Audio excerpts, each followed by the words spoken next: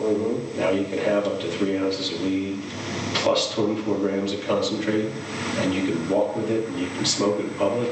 And that's a huge difference from, say, Colorado, which is one of the earliest states management, right? Is now you hear them say, we need purity tested marijuana, and we need to make sure that it comes from the right place, and people are getting sick, and whatever this shit is. But for decades, people have consumed cannabis without these public health programs. That's it. We were just in a dispensary, right? We just went to a legitimate, lawful, licensed dispensary in the North Country. And we were looking at pre-rolls for like $50 or $60 with Jazzy. But in truth, I mean, that's like a $5 product at most or something. You know, if you're in the know about cannabis. Hello, everybody. I want to welcome everybody to Famous Blaze. Today our guest is Joseph A. Bondy. We want to get him to tell us a little about himself and what he does for work. He's my lawyer, and I want to welcome him to the show. How's it going, Joe? Want to tell us Yeah, thank you for having me, Father. I can't tell you how happy I am to be here. We're happy to have you. That's for sure. Really psyched. And as you mentioned, I'm your lawyer. I've been a practicing criminal defense lawyer for almost 30 years in New York City. And during the entirety of that time, I've been a cannabis advocate. I've defended people in multi-ton cannabis cases, just a few rare cannabis cases, all kinds of cannabis cases. And since about 2014 in New York, I've really much more practices to transition to a civil cannabis law practice, helping people with their licenses and businesses. That is phenomenal. I tell you, I don't know how we haven't found you sooner, because you fit right in up there in the North Country. Like, as far as this border goes, there's been nothing but similar cases around here. So I can't say thank you enough for sure. But what made you go into like cannabis law? What was it that sparked your interest? Well, when I started practicing law in the mid-90s, we had finished some really big televised trials in New York, really flashy mafia criminal trials. I kind of went to law school because I was interested in criminal defense. And when I got out, I represented, as I still do, people from everywhere, all kinds of criminal activity. But cannabis was the thing that was most relatable to me. And I built a practice around defending people in federal and state cannabis cases. And then when there became a push towards legalization, I was very active, and I remained very active in NORML, the National Organization for the Reform of Marijuana Laws. I'm on their national board of directors. I read that about you, yeah. And then I just started to, as we got into a place in New York where we're advocating for medical and adult use cannabis legalization, I just really transitioned into cannabis law per se, civil law, not just criminal. Yeah, I read a lot of phenomenal things about you online, like before we met. I know you so well. I feel weird like having you on the show and just being able to ask you questions that I know a little bit of. And but how do you feel about cannabis in New York? Like, do you think it's good? We have a good longevity here, like California and other states? But it's a long history question, right? Yeah, I know you've been a big advocate way before it went legal. Here's the thing, New York is the center of marijuana in the whole wide world. New York City, particularly, we smoke more weed in New York City than in Karachi, Pakistan, which is the number 2 city in the world. Or New Delhi, India, number 3. Or LA, number 4. Or Chicago, number 5.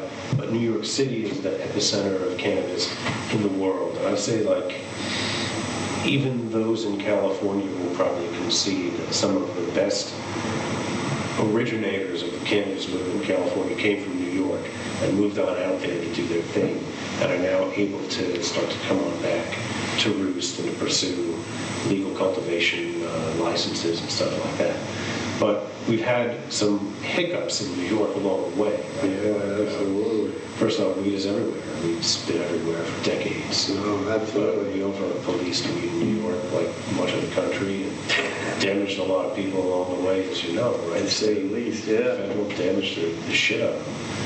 And now we're reeling that back, right? So we ended prohibition in 2021. We legalized marijuana in what was a really pretty far-ranging change to the criminal law. Now you can have up to 3 ounces of weed plus 24 grams of concentrate, and you can walk with it, and you can smoke it in public. And that's a huge difference from, say, Colorado, which is one of the earliest states to legalize, right? In Colorado, you can have an ounce of cannabis flower, but your concentrates convert at a ratio of 1 gram of concentrate to 4 grams of flour, and it counts towards that ounce total. So you can get like less than 3/4 of an ounce of flour, and then like a little bit of gram or something of a dab, and you're done. And then you can't smoke it in public. You get this stuff, and you're like, where do I go to smoke the weed? And you get in trouble for smoking weed in Denver. So compared to some of these early like places that you thought were the promised land of marijuana, New York is a pretty expansive Well, I guess, criminal definition. You just enlightened probably thousands of people out there that did not have any idea that. Go to Denver, go to a dispensary, and then they'll sell you all this shit, and they'll sell you papers in a bowl and everything, and you're like, where can I use it? And they're like, on the street. And sure enough, people will admonish you if you try to smoke weed in the street. It's crazy. They're like homeless encampments everywhere, but you can't smoke pot in the street. So that's one part of New York that's amazing. And you know what? Because if any of you guys listen out there who go out for cannabis tourism, now you know, don't get caught with it in the street, like, because I would have been that guy, you know what I mean? Like, But then in New York, it's weird. You smoke weed anywhere, right? And in the state of New York, we now have a problem with unlicensed cannabis stores. I was just gonna say, like, how do you feel the unlicensed stores in New York has been affecting the stores that are brand new to the game and just getting into it and getting their licensing? Yeah. I go on my continuing rant about New York, right? Because we legalized marijuana, and the legislature made it legal to possess and give pretty big quantities of pot when we didn't have a single licensed store in New York open, right? There wasn't a single licensed testing lab open. And so our legislators knew when they passed that law that all of the weed that people were consuming would come from an illegal source and not be purity tested. Right? Yeah, that's what their main concern is. Well, now it is. But this is the disingenuous thing with the Office of Cannabis Management, right? Is now you hear them say, we need purity tested marijuana, and we need to make sure that it comes from the right place, and people are getting sick, and whatever this shit is. But for decades, people have consumed cannabis without these public health programs. I've said it over and over Decades. again. And none of these accusations have ever been brought to light, but now all of a sudden that it's legal. Now, oh my God, don't be driving, don't be, you know, that weed made me sick and I'm in the hospital for 6 months and, you know, like. Well, the driving, it's like, here's the truth, don't drive stoned. No, absolutely. You can hurt yourself. That was a bad thing, like, But I mean, this idea about purity testing, right? Like the state, like I said before, when marijuana was legal, there was no means to purity test it, and there was no licensed place to buy it. It was all coming from the traditional and the legacy market, right? But what ended up happening was from March 31st, 2021 until recently, we didn't really have any licensed stores to buy pot from. So things popped up, right? The stores popped up. The illegal or unlicensed stores popped up at a time when pot was legal, when many prosecutors said they weren't going to prosecute, and a lot of cops and police departments said we're not going to arrest. And so these are people who were not, and legacy people like to call themselves legacy people. Right? I'm legacy. I have a new title. I was like selling weed. I was like a drug dealer. Now the back door legacy. Now look at me. And now I'm indignant that I'm legacy, but I'm mad at the people who popped up. And now the people who popped up have been there for 2 years. They're not like pop-ups anymore, right? They're like embeds. But everyone's mad at them. And I think that the answer should be allowing those 36,000 store owners to transition into a licensing market so they can compete in the open market, so we can let them into the market, so we can capture that tax revenue, even though marijuana is way, way, way overtaxed. And the taxes should be lower. The monies from marijuana are supposed to go to communities that most need it. And the best way to get that money to those communities is to let these other stores in. Oh yeah, we were all wondering what you thought about like as far as that went, how did you feel about when they did finally open up the application process and they were like, if you had a prior marijuana case then, or a charge, then you were getting bumped to the top of the line, and how did that make you feel when you seen that was one of the criteria? Complex answer, because we already had a law that was passed. Like at the same time that the legislature allowed you to gift and possess marijuana, they changed the penal law. They also changed the cannabis law. They created it. And when they created the cannabis law, they created the Office of Cannabis Management. But we already had a licensing system where half the licenses that were going to be issued were supposed to be issued to people who are a social or an economic equity applicant. People who are minorities, women, disabled veterans, distressed farmers, importantly for economic equity, people who've grown up in areas that were over-criminalized by the police or over-impacted by marijuana prohibition, or where many people live below the poverty line. And we already had that baked into the law, and all OCM had to do would be open up the licensing process and allow people to apply. What they ended up doing instead, and here was where the problem came in, was they created a new licensing scheme. They said, we're going to give you a priority to try to apply for a license before anyone else if you had a cannabis bust and 2 years worth of relevant business experience in which you generated net profits. And the thing about that bust was it had to be a New York State bust. And so a lot of my clients who are federal marijuana traffickers, people who had a lot of experience with cannabis but didn't have like a state bust, couldn't apply under that program. And that's like my and then the other thing is, that's crazy. And then if you were running like large loads of pot, you were a New Yorker, caught in, say, Idaho with 200 pounds of weed or something, and you got convicted in Idaho, you couldn't apply in New York under that card program, they called it, conditional adult use retail dispensary. That's like a double standard. Like California, you get it statewide, but you can't get it federally. Like it's kind of the double stipulation. Well, it was interesting because OCM was targeting a certain kind of weed offender, right? They wanted these low-level state pot people to try to rectify historic wrongs. And what ended up happening was that the service-disabled veterans sued them over the summer and said, we're supposed to start all licensing applications together, and you're giving these people first mover status when you don't have the right to create a licensing system, priority system for them. You just have to apply the law. So the Office of Cannabis Management was sued. There was an injunction issued against them, the statewide. There was. I looked that up. Wasn't there a few organizations that went against that were not happy with that whatsoever? Well, none of them. The farmers weren't. Those people who relied upon OCM to apply for licenses, or those, I should say, potential business owners, they spent a lot of their money, a lot of their time. Then we're told they can't get a license because of a court. And what ultimately happened was the Office of Cannabis Management settled the lawsuit by allowing the service-disabled veteran to get his cannabis license. Absolutely. And then ultimately allowed the program was allowed to continue for some people. But along the way, they finally opened up the general licensing window that they should have opened up a long time ago. And as a result, we had a really late start in New York. Maine has sold more marijuana than we have. Missouri has sold more marijuana than we have. And now a lot of the stores that got licensing are still trying to get that first step off the ground, from what I understand. That's been brought to light too. Like there's I don't know how many applicants out there that have the license now and can't take that next step. Yeah, well, I mean, that was the trend. The state originally was going to give 150 licenses to these conditional adult use retail dispensaries. They upped it to 300. Then 453 licenses were given to people, but conditionally. And that was about the time that the lawsuit came in. No more licenses could be issued under that program. But even taking that number, 453, we only have 50 licensed stores throughout the entire state of New York. Yeah, that's 50.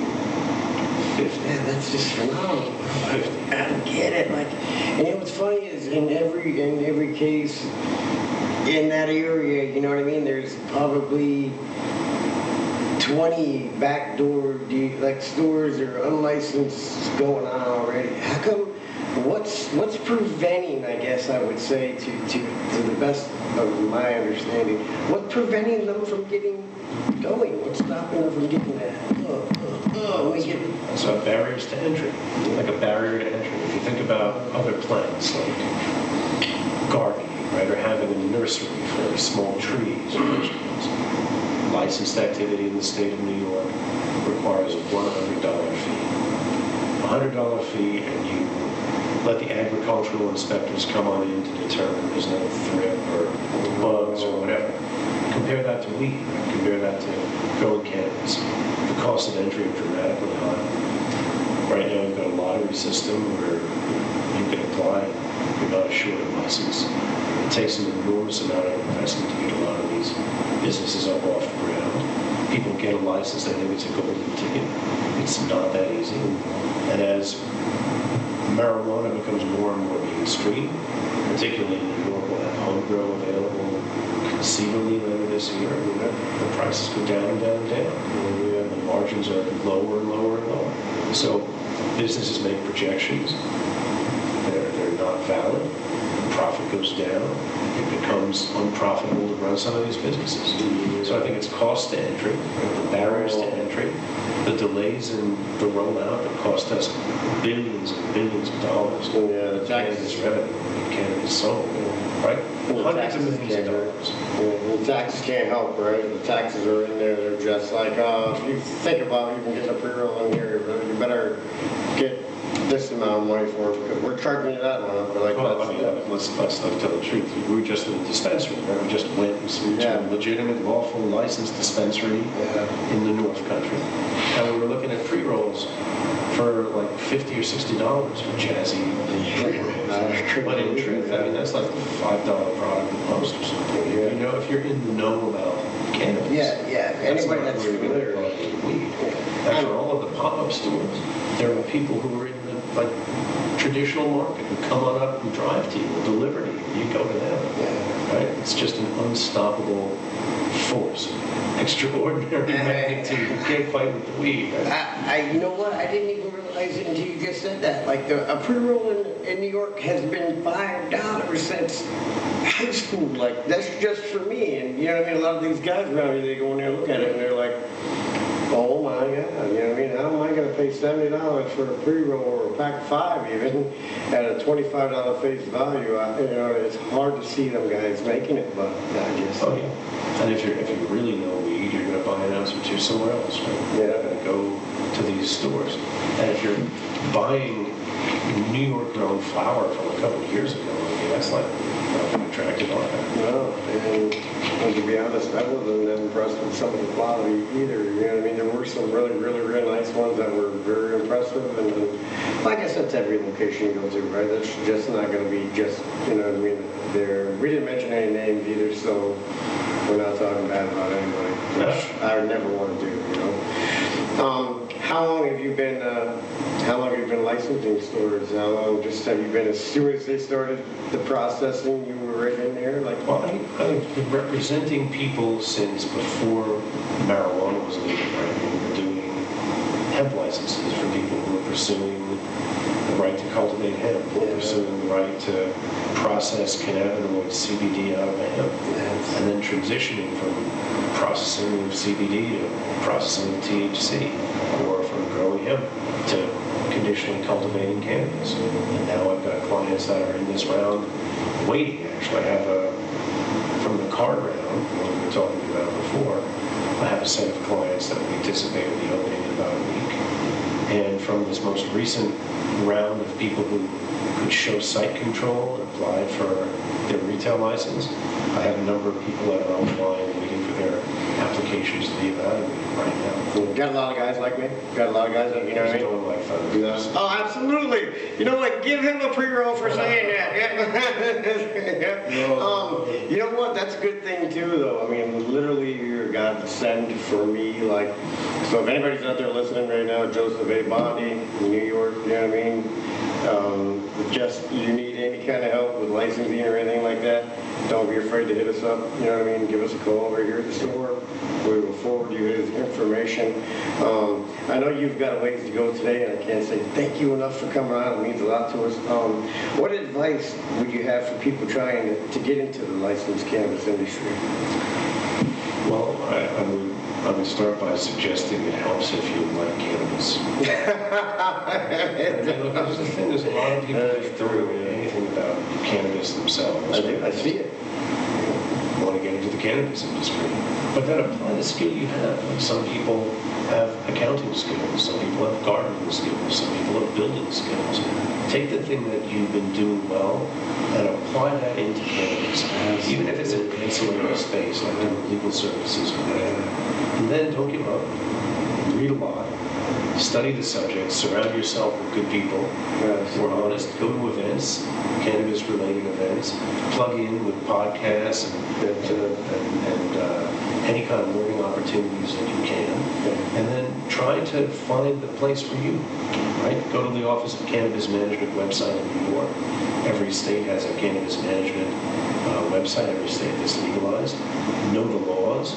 When you've studied the subject enough, engage counsel if you can. Try to find counsel that knows what they're talking about to protect you and help you. And then here's an important piece of advice. Listen to your lawyer. We definitely don't want to not take that advice. That's like, I think they've been doing that pretty much since the beginning of the time. You know, you get a lawyer, you're going to have to get this guy to tell you the good advice, right? Like, I think it's like the Stonehenge. Yeah? Well, yeah, it helps, right? Yeah, but find a lawyer you trust that you can talk to and believe in. Yeah. And then it's a long process, and be prepared. I'm amazed at what you just said, just a little bit of knowledge that you've given us just in these last couple of minutes. Like, it's phenomenal work. And what we do here always at Famous Blaze is we 5 stars for our customer service because we try to give out any knowledge that we learn. Like, everything that you've told us today, we'll be telling our customers when they come in. And that's why people come down here at 2797 Route 95, you know what I mean? Focusburg, New York. But I want to thank you, Joe. I can't say thank you enough. You know, you've been a godsend to me, and if you're out there and you're listening to this show and you need any kind of guidance or advice, you know, in the future for cannabis, make sure you hit Joe up. Again, thank you. God bless you. God bless you. Thank you so much for having me. I wish you the best of luck. Right? I think it's a beautiful, beautiful place, beautiful opportunity. Thanks for having me. Thank you. And everybody out there, hey, yo, bye out there. I will see you soon. Bye.